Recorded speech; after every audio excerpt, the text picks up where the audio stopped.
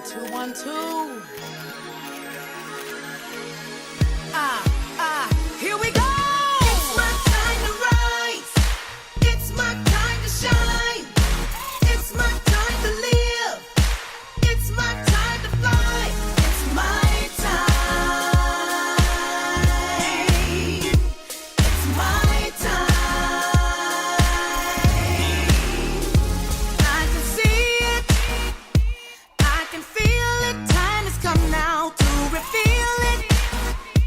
I've been waiting for a long time, gotta do it, and won't let nothing hold me down, gotta do it, because I may not get another chance, I believe it, if I want it, I can have it, I believe it, done with falling, done with losing, I can do it, I think I'll tell myself again, I can do it. Yeah, and I'm not gonna stop till I win, 'cause it's my time to rise. Hey, it's my time to shine. Oh, it's my time to live. It's my time to live. It's my time to fly. Oh, it's my time. It's my time.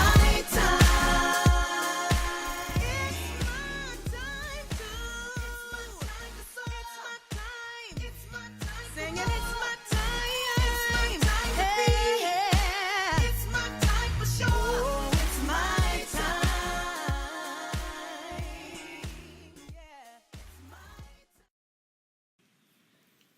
Good evening, everyone, and welcome to Shine, where I turn my spotlight on people, topics, subjects that are honest, real, and relevant to you. I am Kendall Anise. I'm known also as Lady Motivator. I am a transformational expert, certified life coach, speaker, author, but most of all, I am a lover of people, and I want to see us all win. I want to see us be the better versions of ourselves. This is why I do this show. I do this show to help people change their lives. It's important for me for people to live better lives. And as you know, to live a better life, you have to share your truths and tell your truth to help someone else, because anything you go through is your testimony. Yes, you are being tested, but I say you're being tested to see if you're willing to share your experiences with other people. Now, today, our show topic is going to piss some people off. And I say, so what? You got to share your truth. You got to share what is true to you and your experiences with others, because unfortunately, a lot of people are afraid to speak and they're told they don't have a voice. But I'm happy my guest doesn't feel like that today. So for today's show, first I want to say welcome again. Shine is here. My name is Kendall Anise, and I'm here every Wednesday at 10 p.m. Eastern Standard Time. For more information about me, to get to know me a little better, if this is your first time tuning in, please visit livingtruelivingyou.com or ladymotivator.com.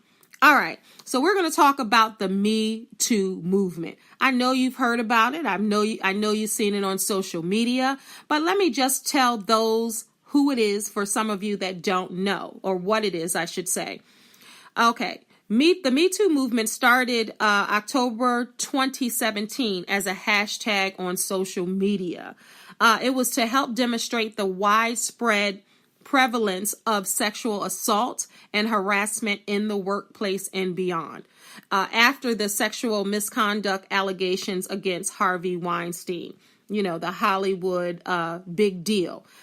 He was compromising women's morals and sexuality and privacy and et cetera, et cetera, et cetera, for him to get what he needed or what he wanted for them to be a superstar or a celebrity, or to get a role in this Hollywood production. So Me Too is relevant to more women than you probably, I should not even relevant. It's relevant, yes, but it is relatable. And a lot of women can relate probably more than you think. And it happens against men too, so I don't want to leave the men out. But today we'll be talking about the women. But yes, it does happen to men. And I know the actor Terry Crews came out and used the hashtag #MeToo because it was happening with him. But it happens with women so much. It's crazy because sometimes we forget that it's happening because it happens so much. Women, you know how you encounter forward men, unwanted advances, slick and sleazy comments, inappropriate touching, and out-of-the-line dialogue and jokes. Every woman that's listening, we've experienced that, and I know you have too. But sometimes it happens so much, like I said, you forget that it's wrong. And it is wrong. If it is unwanted and you're not receiving it as they think you should, that is wrong. And that's something that shouldn't be tolerated. And you are part of the Me Too movement, whether you know it or not. But like I said, the movement started with misconduct in the workplace. But it goes far beyond the workplace. It's taking places in churches, y'all, across this country. So with that being said, before I even go into the Me Too movement in the church, allow me to introduce my guest so she can shed some light on the issue. And also she's willing to be transparent about her experiences. My guest tonight is Rosheka Henry, author, speaker, and artist. Welcome to Shine, Rosheka. Hello, how are you doing? I am well. Are you ready to turn that spotlight on the Me Too movement? I am beyond ready. This is something that should have been talked about a long time ago, so let's dig in. All right, and I just want to first on air, I did it privately, but I want to thank Rosheka for bringing this subject to me. So if you have a subject out there that you want me to shine the spotlight on, please email me at livingtruelivingyou@gmail.com. Now, we don't just talk about serious issues, my guest and I, on this show, where you talk about sex, love, relationships, the betterment of oneself, life coach. There's a lot of different things we talk about. So if you want to share something on the show, please email me. But I've been trying to get Rosheka on my show, and our schedules kept hitting and missing since last year. And it's so funny how things line up, Rosheka, and happen the way they're supposed to. Because last year we weren't even talking about this. That's right. That's right. Timing is everything. And I do believe that I am the one that needs to bring this to light. Because in bringing this to light, we're talking about Me Too in the church, and that's a very touchy subject because we don't want to speak out about the juicy gossip that goes on behind church doors, but what we're trying to do about it is bring the enemy who has crept into the church doors. We're trying to disassemble that because he's trying to disassemble God's house, but he is a liar. That's right. So what we're trying to do is drive that out, get women to speaking, not against necessarily the man or your leader. So let's understand that, because I know some people back off so fast. Yeah. We're not attacking the leader. No. We're not attacking the church. But there are things that's going on that is not right, and our children are being abused, not just women. That's right. So we have to begin to speak out about this. And believe it or not, it's more and more increasingly growing within our church walls, and it's you'd be surprised. So Yeah. I'm just so glad that we're able to talk about this, be transparent about it. I'm going to be transparent, and so you can ask me anything you want, and I'm going to try to answer it the best way I can and hope to help someone. Wonderful. And I thank you so much for being open and being transparent about your truth and about what's happening to other women, men and children who feel like they don't have a voice. So I know you just talked about it a little bit, but why was it important for you to talk about this subject publicly? Like you said, I wrote a book called Back from Broken, A Dancer's Journey Back to Wholeness. And while writing my book, I told some of my story. The rest of it, I was afraid And I was afraid because I still had a little bit of fear in me of confronting the facts. And the facts were I was violated by spiritual leaders. And I know other people that was violated by spiritual leaders. And the Me Too movement came out. And before that, I prayed before I wrote the book because I wasn't trying to expose people more than I was trying to help women mostly. Right. And that's why I kept quiet. But when this happened, it grew on me and it was increasing. And I just felt such a burden. I'm like, Lord, okay, there are women who are going through this as well within the walls of the church, but nobody's talking about it. I see it in the industry. I see it in the world. I see it in schools. I was a victim at school myself. It was easier for me to say me too, speaking out what happened to me at school. A coach molested me. Then it was easier for me to speak out me too at church where a pastor touched me. So I'm like, why is it so I'm so afraid to speak out against spiritual leadership, not the man but the spirit that he's allowed to use him. Then I am the coach. And it's just sad that we're taught that it's okay for the leaders to get away, not all leaders, but some to get away with some of the things they're getting away with. But his pastor had told me I was attracted to you since you was at the age of 12. Wow. So, the thing of it is, okay, you was attracted to me at the age of 12. How many other victims were there? Right. I think, it was just fear. Fear gripped my heart. And I didn't want to be a part of that. I didn't want to be a part of exposing anybody. I didn't know how to expose anybody correctly. Right. Right. How do you expose a leader? Right. And not feel like you're exposing the church. Right. And I thank you for saying that. I mean, you said a great deal of just message. You gave a lot of different powerful nuggets. So I just want to backtrack a little bit. You're a beautiful girl. You look at you, and see that you're a beautiful woman, physically. But I've gotten to talk to you and chat back and forth. And the inside is just as beautiful as your outside. I definitely, I see that. I saw that instantly. And I think the issue is, and a lot of beautiful girls, a lot of girls, that may look a certain way. Unfortunately, a lot of men, even church leaders, are saying, if that girl gets a little older or, and that's already inappropriate when you're looking at a child that type of way, because clearly he was looking at you that way to even say that once you got older. But I think, which is just wrong on so many levels, we're not even talking about a spiritual leader. We're just talking about as a man. And I think that's what most people fear. And I want to be clear, and I want you all to hear me. Yes, your pastors and the leaders of your church and your spiritual leaders are spiritual leaders. They're pastors, ministers, preachers, whatever they are, bishops in your church.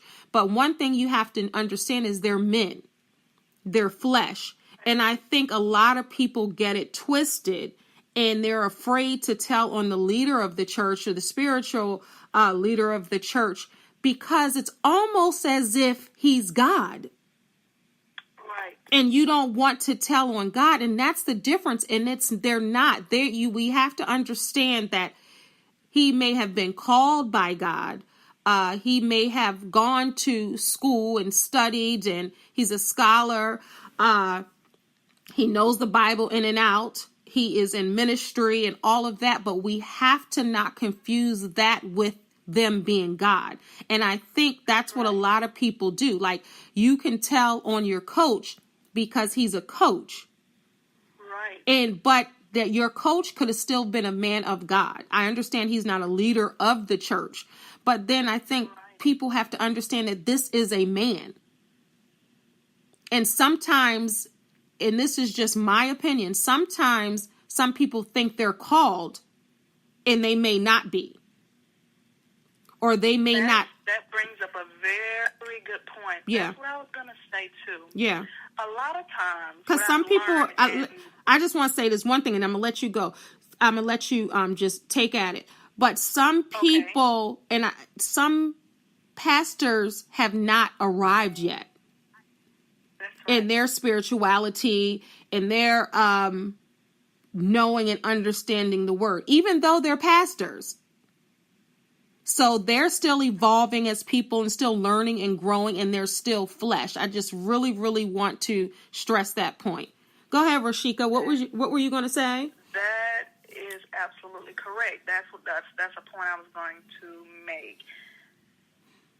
We're in a time, whether we face it or not, where everybody that's called is not called. Yes.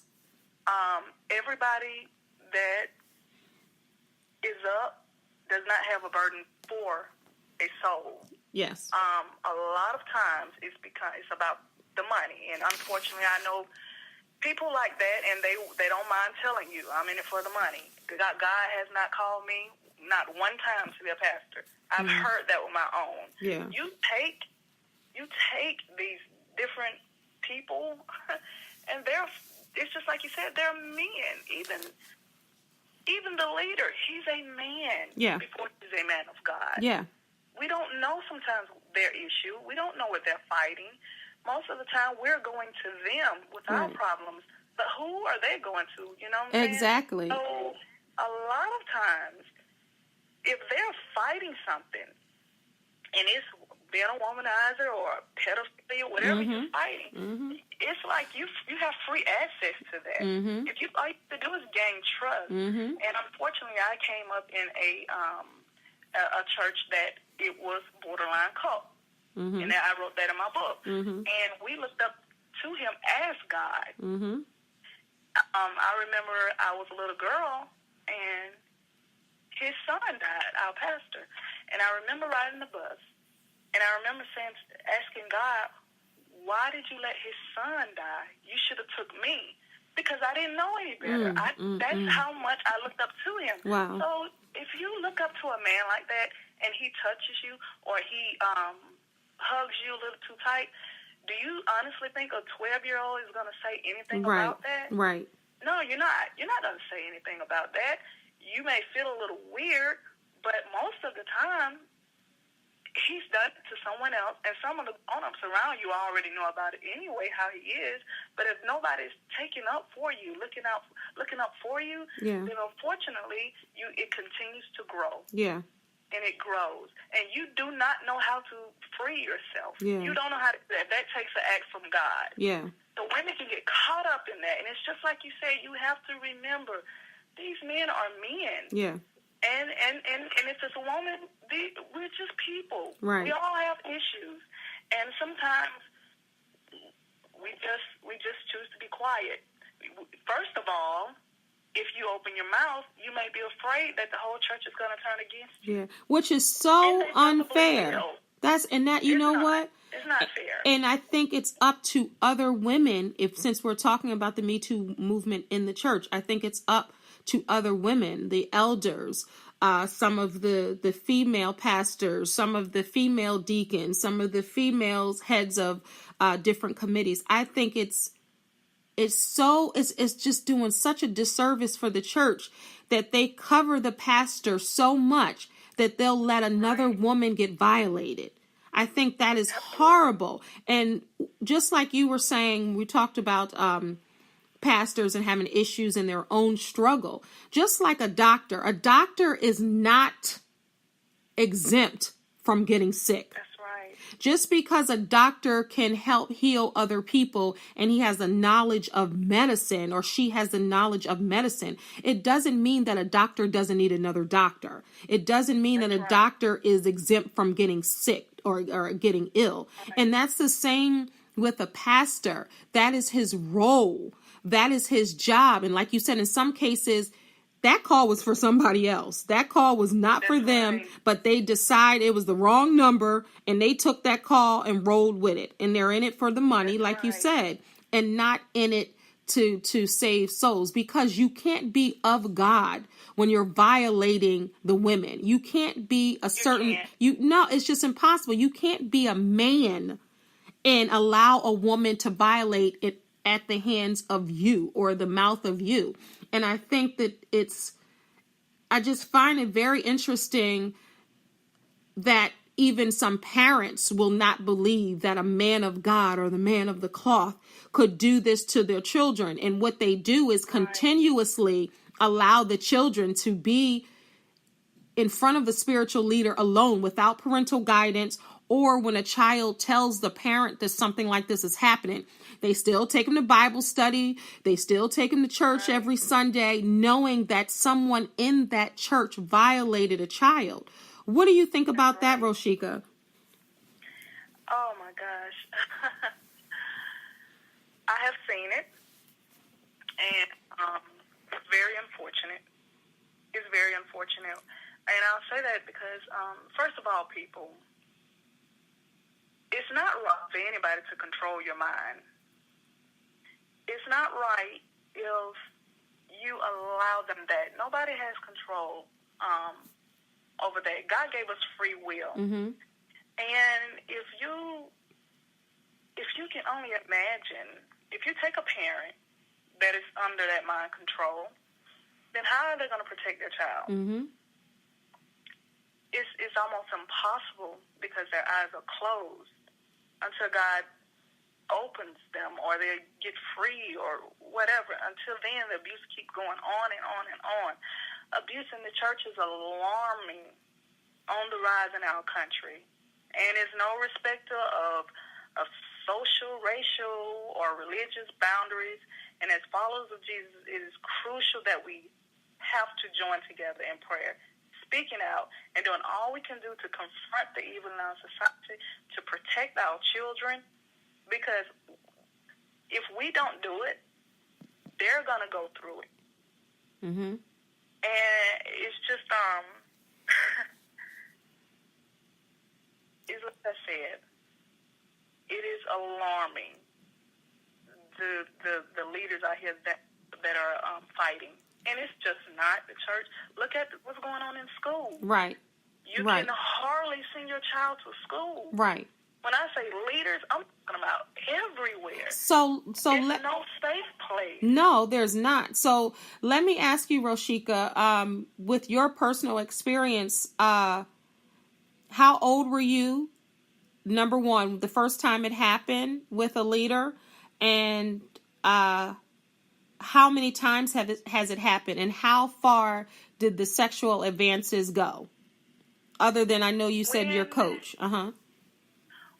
Okay, when it happened to me, I'll tell you what happened. He hugged me, and I was 12, and that was my spiritual leader. He hugged me, and when he hugged me like a grown woman, and I felt what was going on in his pants, but I didn't know what was going on, but I knew it was wrong. I felt that feeling, and he squeezed me around my waist. Okay, I didn't say anything, and you know what's alarming? It was a large group of grown-ups around. Wow. They did it right in front of them. And they saw it. And they saw it. And nobody said a word. Wow. Wow. So, the advances just grew gradually with him. And in my teens, that's when he started to try to get physical. That's when he started speaking more about the bedroom or about my body or about developing and all these things. And there was a time I was sent over to his house. Oh, gosh. To actually do something for him. And when I got there... Who sent... First. Who sent you? My father sent me. And you were alone? And I was alone. Wow. But he had no idea what was going on. Wow. So when you got there... I didn't know how to tell him. Wow. So when you got there, I just let me pause real quick, because this is alarming. And listeners, I didn't know this prior to speaking to her. I wanted this to be an organic conversation, and that's what we're having. Right. So, parents, I don't care who the adult is. Do not allow your children to be with this adult man or woman alone. Right. You ask questions, you accompany your kids. Don't be so trusting when it has to do with your children. Correct. I would never let my children, I have a 24-year-old and I have a 19-year-old. Even to this day, I'm asking questions. You're not going to be around someone alone. I'm not going to send you in the presence of a man. And I think parents need to understand, just because he is a spiritual leader or he says that's his title, or you see him preach a couple of times, or you've seen him do community service, or you've seen him do good things, it does not mean that he is incapable of doing something harmful to your children or to adults, because this happens with adults also when they're backed into a corner or they're thinking they're going for one thing and the man or the woman has something in mind. So now I just want to get back to your story. You were saying, so when you went over there, what happened? I was lured into the house. And keep in mind, my dad had no idea. I couldn't go to him because at that moment, he was not free. And I was lured into the house, and as I was lured into the house, he attempted to touch me. I did not run, people. I let it happen. How old were you? I was about 18, 18 or 19 then. And there was no way I was going to run, turn him down. I didn't know what was going to happen. I just knew the fear of God was there, and it's sickening to say that, but that's exactly what I thought I was operating under. And he did everything. The only thing that he did not do by the grace of God and tried to was penetrate me. And that was only the grace of God. So did you tell anybody? No. At that point, I still did not speak. Did you say anything to him about this is wrong? What are you doing? I want to go home. I did not say a word. I got up and I walked out the house and did not say, he said I better not tell anybody. And he didn't have to worry about it because at that point in time, I wasn't going to say anything anyway. I was way too embarrassed. So why do you think... Go ahead. It was one of the most humiliating experiences because you had nobody to turn to. Wow. I came from it was a big church. And like I said, this was the man. Yeah. And so there was nobody to turn to. And by this time, I had already been through with the coach at school with no counseling. Wow. Rosheka. And I had no counseling. And did your parents know about that? Did your parents know about the coach? Okay. They did know about the coach. So I would think that they would even be more leery to allow you. And that's what I want to stress. Right. If he had been another man and not a man of God per se, I don't think your father would allowed it. Not at all. So, but I think people are too trusting with people just because they're in church and they're a pastor. I understand. We already know the reverence that pastors have. This is not what this show is about. We already know why people think pastors. We know that. So we're not even talking about that. We want to focus on the man. And had she been with another man, she would have been watched like a hawk and she would not have been allowed to go there. And that's what I want to talk. Parents. Listen to Rosheka's testimony. She was afraid. He was a man of God. She didn't think God would allow that to happen. She was confused. She was threatened by him not to tell anyone. She was humiliated. She was embarrassed. She was ashamed. There is someone out there right now who has experienced the same thing that you've experienced. Rosheka, what would you say to that young girl, to that woman, to that senior, that elderly woman who has been holding on to this secret for years and she hasn't told a soul? What would you tell the child, the young girl, the adult woman, and the senior? Let me tell you. Let me start with the parents again. Okay. Because what you don't understand is during this time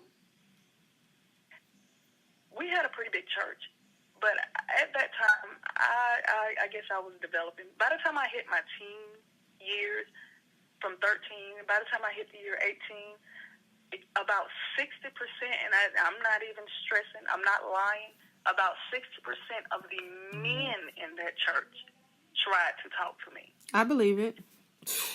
You have to be careful, just like she said. Don't trust just anybody with your child. Don't do that. Don't do it, because it's a mistake.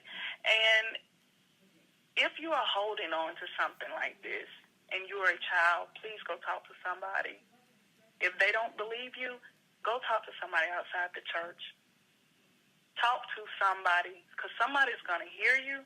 Somebody's going to be there for you, and you can get some help. You have to get help. Once you go through something like that, you have to get professional help. If not, you'll go through life like I did, confused, going through all the wrong relationships, having children, now they're victims because you're not whole. And it just starts this cycle. That's horrible, and it's not fair to your children. If you are an older person and you've been through this, why not share your story? You can't do anything about it, but you are an ambassador now for the next generation. And with love and with humility, share your story. Share your moment. Give wisdom. And guess what? When you go through something like this, your eyes are wide open. You can spot the signs. And you can pull a young lady aside and say, young lady, maybe you need to watch that because something's not right. I've been through that. That's what a teacher did for me. With the coach, I didn't say a word. She was out of school, and one of my best friends called her and told her something is wrong. She's not acting right. Can you please come back to school? She had a broke leg. All she did was walk into the classroom. She asked me a few questions. I shoved her off. She knew the signs because she was abused by a pastor. Wow. So when I was abused by a coach, she knew the signs. And she took me to the principal's office, who called my parents, and that's how I was free from all of that, and all the truth came out. See, because adults wasn't aware. Adults have to stick up for children. They have to have a child's back. I don't care who is doing it. I don't care if you're going to lose your job, lose money, lose your church, lose friends, lose family. Forget all of that. As adults, we are here to protect the children. And if you see something, say something. Period. There's no excuse for you not to do that, and you knowing something, or you might think something, and you're not. A lot of kids come to their parents or come to adults in their families, and they don't believe them. They second guess them. Believe them. It doesn't matter if they're dramatic. It doesn't matter if they've told a lie or two in their life. It doesn't matter. Figure it out later, but do something then. And I want to say this. When the truth finally came out, of course, my dad was livid. My mom was hurt. But when the truth finally came out, you guys, my two sisters were headed down the same road. Wow. He had said something to them, too. Wow. So it's happening. We all three of us. I was more so of a victim, but they were on that same road. We had started in with them. Wow. So we have to speak. We don't have a choice. Yeah.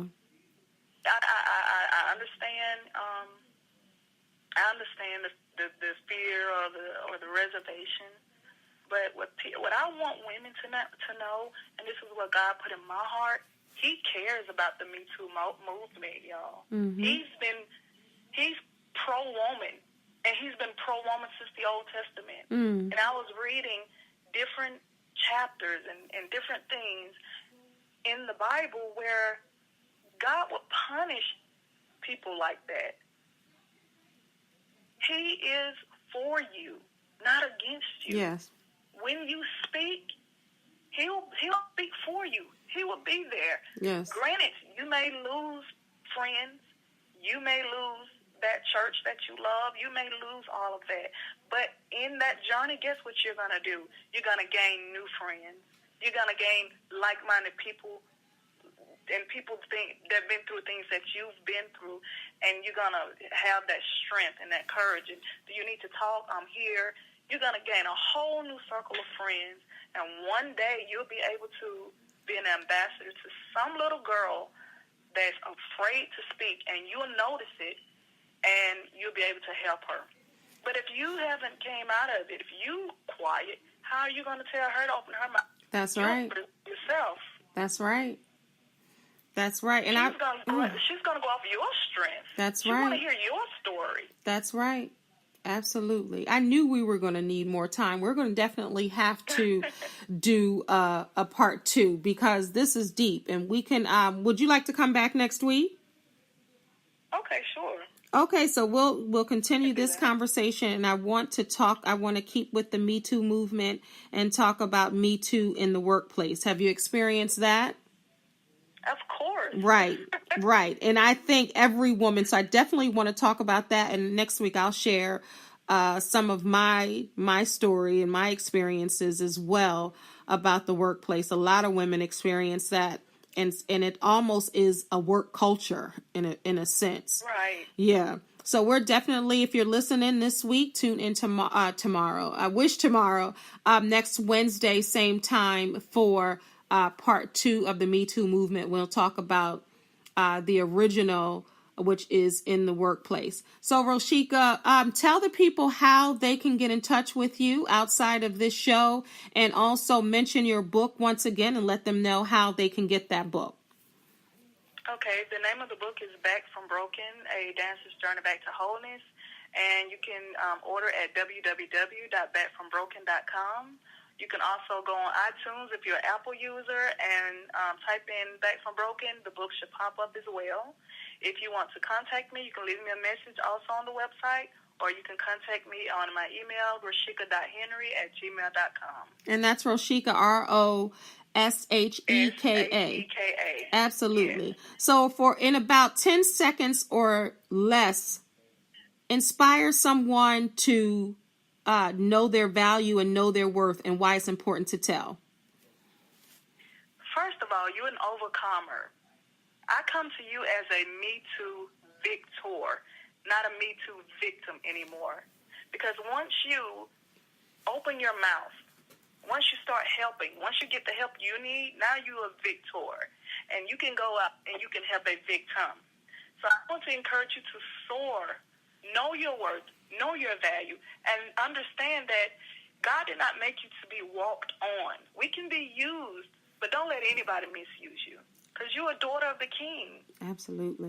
Absolutely. Very good advice. I thank you, Rosheka, so much for joining me, Kendall Anise, on Shine.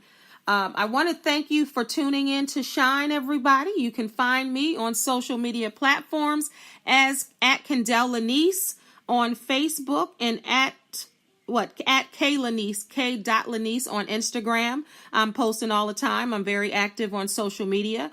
But you can also reach me at livingtruelivingyou.com, ladymotivator.com as well. Remember, if you have a show that you want me to talk about, if you want to be a guest, please email me at livingtruelivingyou@gmail.com, and I will respond to all emails. And if I can get you on the show, baby, I will. All right. So in closing, no need to dim anyone's shine or light. We can all shine together. This is Kendall Anise, and until next time, peace, love, and light. God bless.